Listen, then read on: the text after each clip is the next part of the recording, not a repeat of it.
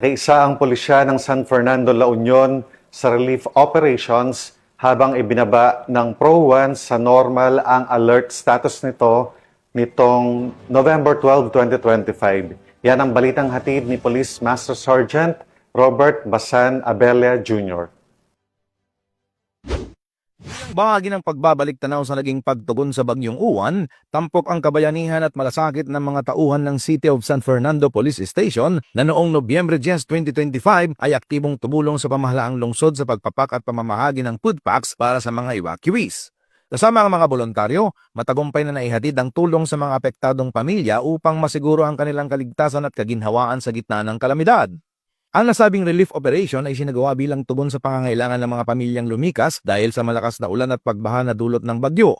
Sa pamamagitan ng pagtutulungan ng lokal na pamahalaan, kapulisan at ng mga mamamayan, naihatid ang mga pangunahing pangangailangan gaya ng pagkain at inuming tubig sa evacuation center.